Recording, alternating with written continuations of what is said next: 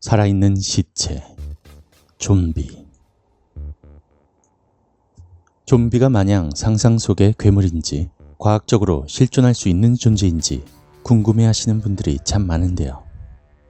좀비의 목격담과 함께 좀비의 과학적인 실존 가능성을 알아보겠습니다.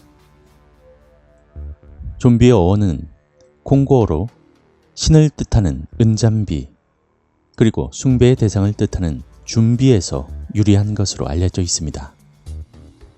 부두교라는 종교에서는 영혼을 뽑아낸 존재를 좀비라고 정의하고 있는데요. 통상적으로 좀비란 부활한 시체라는 뜻을 담고 있습니다. 실제로 좀비가 출몰했던 일이 있었다고 하는데요. 1980년대 중남미 아이티에서 좀비가 목격되었다는 보도가 있었습니다. 당시에 목격된 나르시스는 좀비가 되었다가 의식을 되찾은 아이티 주민이었는데요. 그는 사망 이후의 상황까지 상세히 설명하면서 자신이 죽었다가 살아났다고 주장했습니다. 경찰이 사실을 확인하려고 나르시스가 노예로 생활했던 농장을 찾아가 보니 넋이 나간 채 일하는 좀비 집단을 발견할 수 있었습니다. 나르시스 이야기가 보도되자 영국 롤랜드 교수는 호흡과 심장, 뇌기능이 멈춰서 회복 불능 상태의 사람이 되살아날 수는 없다라면서 나르시스 이야기는 있을 수 없는 일이라고 못을 박았다고 합니다. 그런데 IT 좀비에 관심을 가지게 된 하버드대 웨이드 데이비스 교수가 사건의 진위 여부를 알아보기 위해 IT로 탐사를 떠났습니다. 데이비스 교수는 IT에서 출몰한 좀비가 사람이 실제로 죽었다 깨어나는 것이 아닌 가사 상태였다가 깨어난 사람들이라고 주장했습니다.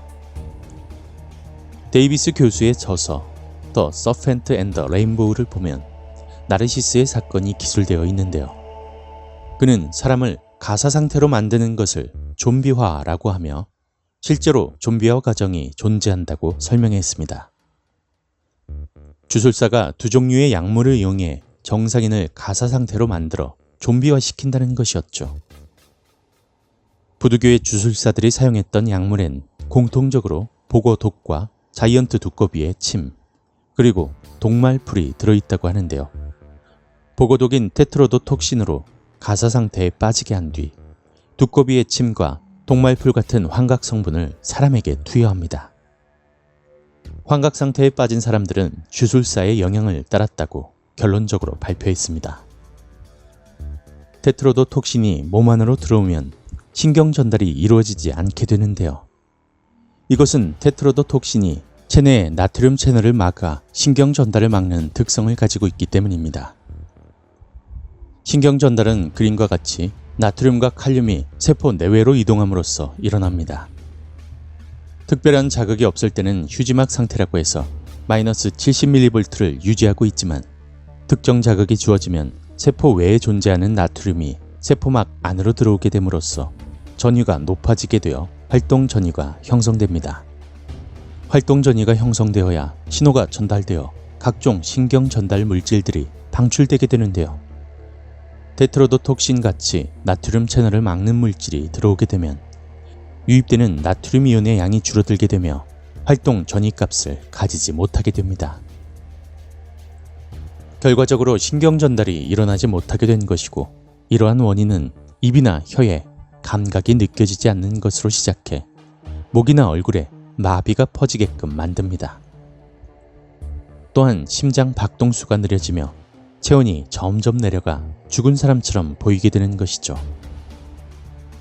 IT 주민들은 이런 상태의 사람을 보고 죽은 사람이라고 생각하게 된 것이죠. 그렇다면 영화 속에 나오는 좀비는 과연 가능할까요? 속도는 어찌됐건 체력은 무척이나 강하고 사람을 공격하는 특성을 가지고 있습니다. 그리고 그들만의 여러 가지 특징이 있는데요. 그 특징과 함께 과학적인 실존이 가능한지 한번 살펴보겠습니다. 첫 번째, 좀비는 상한 피부를 가지고 있습니다. 영화에서 흔히 보던 좀비의 모습 다들 알고 계시죠? 그들의 모습은 이미 감염될 때부터 살점이 떨어져 나갈 만큼 물어뜯겨져서 상처투성이이며 온몸 곳곳에 썩은 피부를 여실히 드러낸 채 공격을 해댑니다. 사람이 살고 있는 환경에는 많은 균들이 존재합니다. 우리의 피부는 이러한 균들로부터 방어해주는 가본 역할을 하고 있는데요.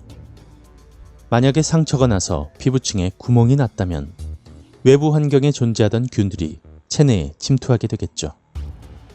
그렇다면 좀비는 어떨까요? 그들의 썩은 피부는 이미 미생물의 감염을 받았다는 것을 보여줍니다. 면역 시스템은 망가져 있겠죠.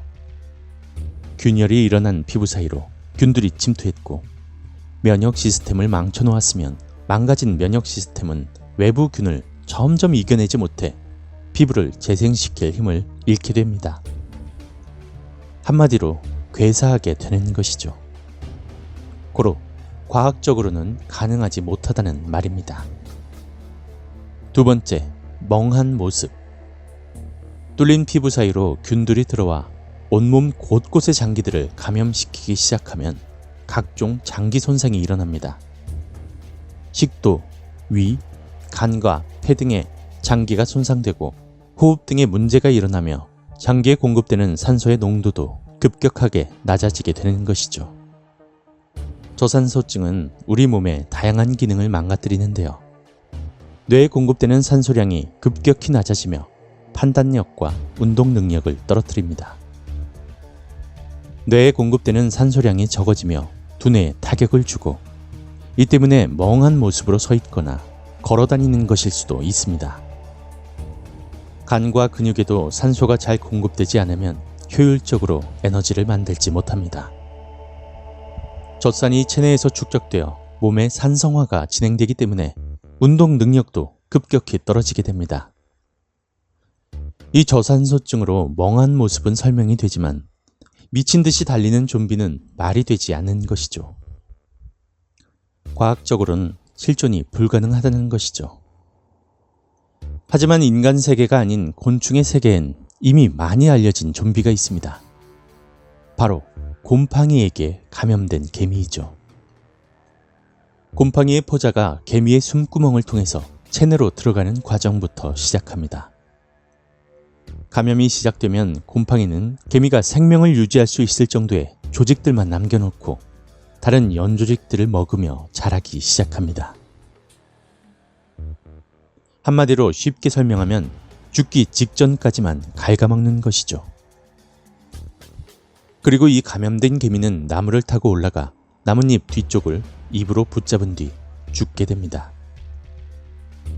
좀비 개미를 연구한 산드라 B. 앤더슨은 감염된 개미들은 모두 북쪽을 향하고 있으며 땅에서 약 25cm 떨어진 인맥에 매달려 있다고 설명했습니다. 여기서 중요한 것은 개미가 향하고 있는 방향과 높이인데요.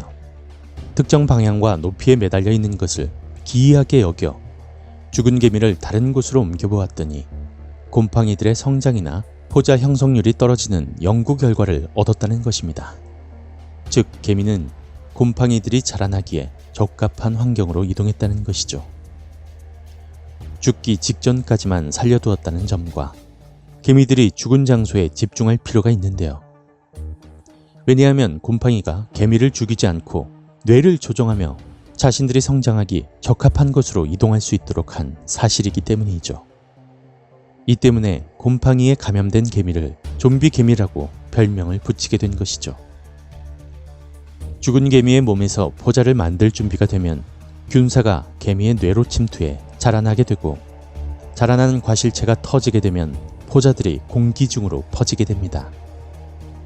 이 터진 포자는 새로운 개미를 감염시키게 되는데 이때 포자가 터진 장소를 킬링존이라고 부른다고 합니다.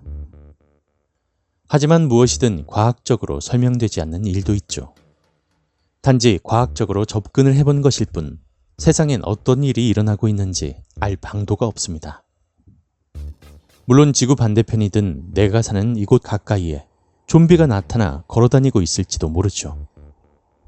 과학적으로는 불가능하다고 했지만 이 좀비 개미처럼 인간을 죽기 직전까지 갉아먹는 어떤 존재가 있을지도 모르는 것이고요.